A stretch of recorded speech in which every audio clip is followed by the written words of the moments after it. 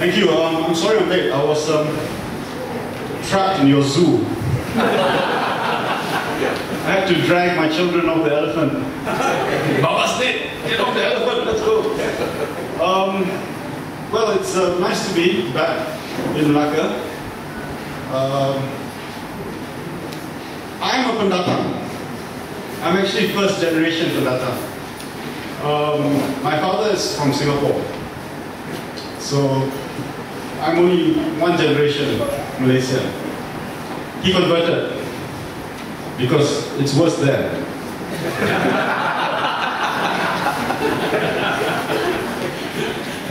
My mother's mother is from Medan.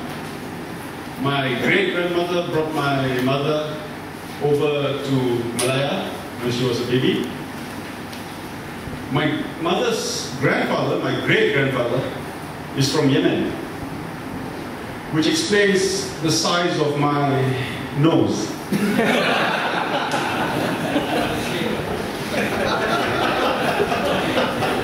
But I'm not the only one with a very strange heritage. If you look at our prime ministers and look at their cultural and ethnic heritage, Tunku Rahman has Thai heritage. I mean, which Kedah royal family does not have Thai blood in them?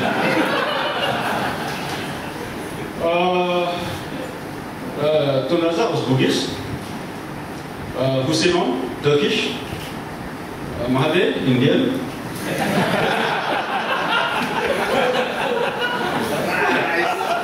It's true. Badawi is half Chinese, if I'm not mistaken. His mother was Chinese. And the latest one is Mongolian. Sorry.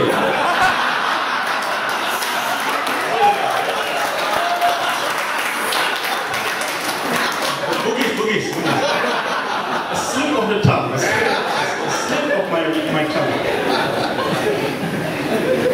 So, you know, we all have a degree of pendatangness in us. And in Melaka, Melaka is the foundation of what we recognize as Malaya. Yeah? Melaka, this is where it all started. And who was the person who started it? Parameswara, who was the ultimate pendatang. In fact, he was probably pendatang tanpa izin because he was trying to escape the law, right? He was, he had a fight with his father, he ran to the master, he had a fight there, he ran over here. You know, so he was the worst kind of pendatang, you know. But he's he established our nation, really. That was the beginning of it all. So we are all pendatang. So how come now, instead of appreciating and celebrating the diversity of our people, we try to make sure that we feel as separate as possible? Why is that? Why is it that we feel separate, but actually if we trace our roots, we all have similar roots somewhere down the line.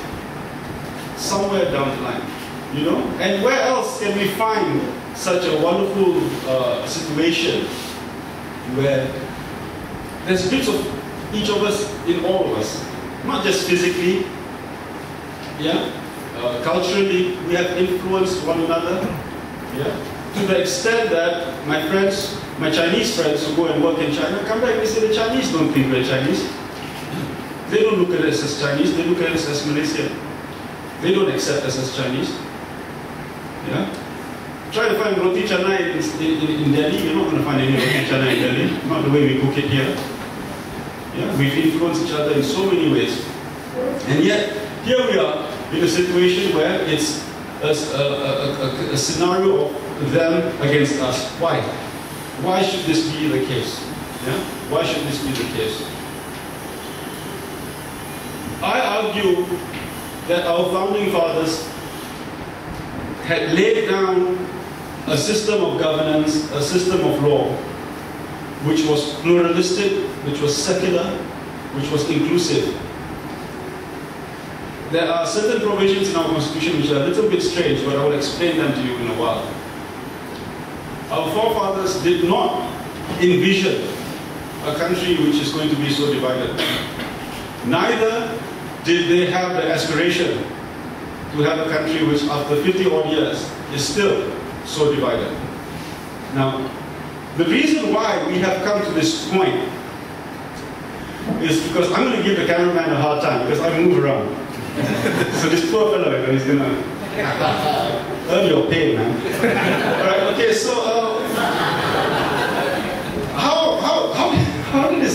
how did this happen? Well, I argue that there are two fundamental lies which have been fed to us again and again and again to the point that people almost accept them to be the truth.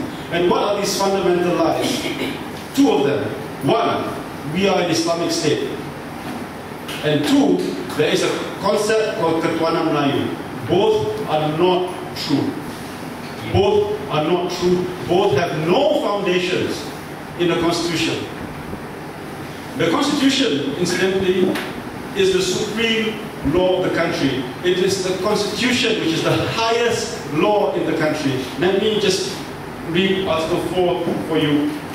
This Constitution is the supreme law of the Federation.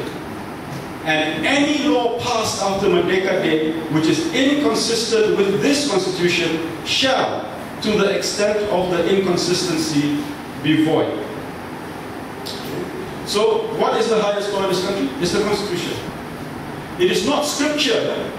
It is not scripture. So it is not the Quran, it's not the Bible, it's not the Torah, it's not the Vedas, it is the Constitution. Okay. But then there's also Article 3. Article 3 reads, Islam is a religion of the Federation, but other religions may be practiced in peace and harmony in any part of the Federation. So, what does this mean? Islam is the religion of the Federation. What is this? Why is it there? Now, a little bit of history, not Paramiswara type history, but just a little bit short history. The Constitution was drafted by the Reed Commission. The Reed Commission is a group of learned men who helped us to draft the Constitution. But they didn't do it by themselves here. There was a lot of feedback from the stakeholders of the time.